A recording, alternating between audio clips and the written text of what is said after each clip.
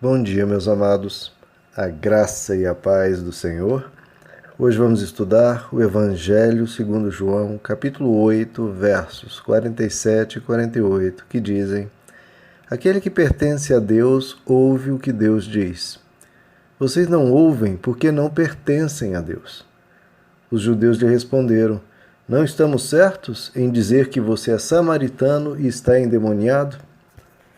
Bom, queridos, primeiro Jesus diz que aqueles líderes, aqueles fariseus, não pertenciam a Deus. E por que não pertenciam a Deus? Porque estavam o tempo inteiro procurando matar Jesus e matar a outros, como a mulher adúltera que Jesus salvou no início do capítulo, não?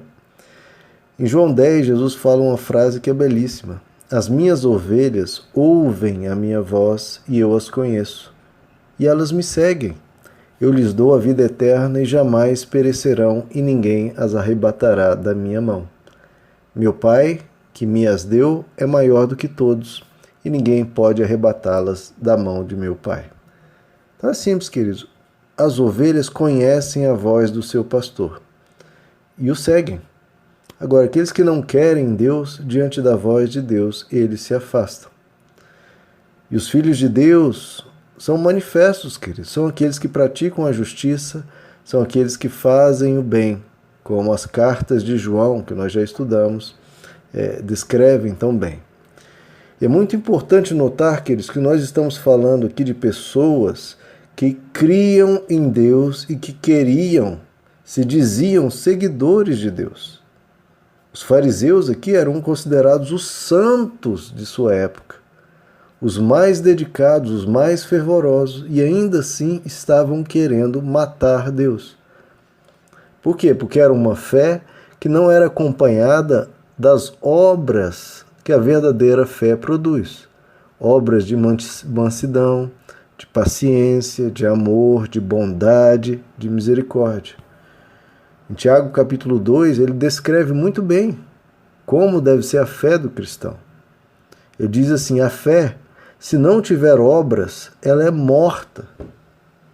Mas dirá alguém: tu tens fé e eu tenho obras, mostra-me a tua fé sem obras e eu te mostrarei a minha fé pelas minhas obras.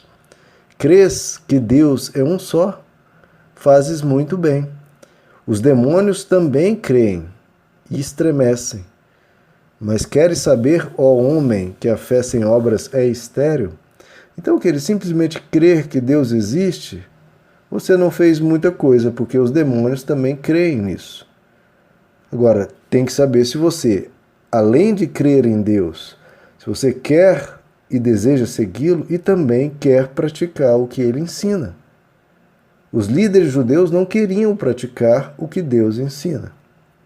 A misericórdia, a fidelidade, a bondade, o amor. Não queriam. O que eles queriam era poder, o que eles queriam é mandar, o que eles queriam era serem exaltados e elogiados pelo povo.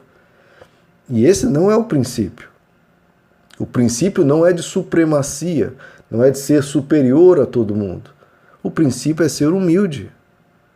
É isso que às vezes não entra na mentalidade das pessoas. Muitos vêm para a religião para se sentirem superiores aos outros, ou superiores ao eu deles do passado, mas o que o Evangelho nos ensina é sermos cada vez mais humildes, mais e mais dispostos a servir, mais e mais dispostos a ajudar o outro.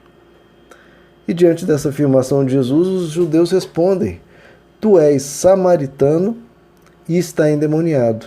Como já vimos, os samaritanos eram um povo desprezado, era um povo considerado herege, considerado a ralé, um fim de mundo. E eles acusam Jesus de ser samaritano e pior, de estar inclusive endemoniado. Em João 7, eles haviam feito a mesma acusação: você tem demônio. Em João capítulo 10, eles também afirmam a mesma coisa: Jesus tem demônio. 3 acusações, queridos, que Jesus está endemoniado. Em João 7, João 8, onde estamos, e João capítulo 10. Olha que interessante. Tenha muito cuidado, queridos, ao afirmar que alguém tem demônio, porque o que nós estamos vendo nas Escrituras é que geralmente quem diz isso é quem tinha demônio ou era servo dele. Olha que interessante. Quando você vê uma pessoa acusando os outros de terem demônio, cuidado, porque essa pessoa está tendo o mesmo linguajar dos fariseus, o mesmo linguajar que acusou Jesus, acusou Deus de estar endemoniado. Olha só o que nós estamos vendo, queridos. Deus vem à Terra cheio de amor, querendo salvar, querendo abençoar, e o que as pessoas falam sobre Deus? Deus, você está endemoniado. Deus, você perdeu o juízo. Olha só, queridos. E quem estava falando isso? Os maiores líderes religiosos de então. Então, por favor, não acusem ninguém de ter demônio, não acuse pessoas dessa forma. Não. Nós não estamos aqui, como as Escrituras nos dizem, para amaldiçoar. Nós estamos aqui para abençoar. Estamos aqui para ajudar. Estamos aqui para ajudar pessoas no caminhar. Fortalecer os joelhos vacilantes. Esse é o nosso papel. E o que eles estavam fazendo cumpria todas as profecias. Isaías 49 diz: ele é desprezado dos homens e é aborrecido pelas nações.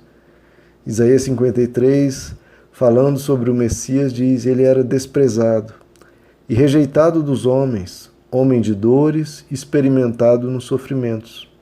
Como alguém de quem os homens escondiam o rosto, ele era desprezado e não fizemos dele caso algum. Isso aconteceu com o Messias, queridos. E, obviamente, pode ocorrer com qualquer um daqueles que o seguem.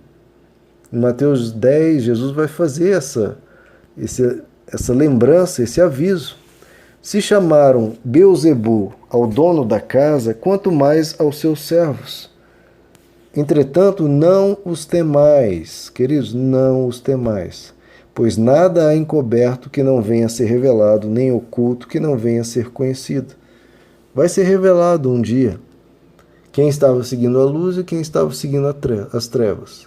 Lembrando que quem está acusando de demônio, de endemoniado, eram as trevas. Agora, quanto a nós, nosso papel é abençoar. O nosso papel é ser bênção para todos. Em Hebreus 12 diz: para mim e para você, considere, pois, aquele que suportou tamanha oposição dos pecadores contra si mesmo, para que não vos canseis, desmaiando em vossas almas. Então, se Jesus suportou tudo isso, queridos, nós que temos que suportar muito menos, e não sendo tão grandioso como ele, não se canse, não se desanime, persevere. Vamos caminhando dia após dia. Acusações, ofensas, deixe isso para lá, queridos. O valor da sua vida não depende da opinião das pessoas. O valor da sua vida tem que estar calcada no amor de Deus. Ele te ama, você tem vida eterna e você tem um paraíso te aguardando. Diante de toda essa segurança, caminhe nessa fortaleza de que você é dele e que você anda na luz. A opinião dos outros pouco interessa. Pelo contrário, você ora por essas pessoas, clama para que elas venham a ser transformadas. Meus amados, que Deus lhes abençoe. A graça e a paz do Senhor.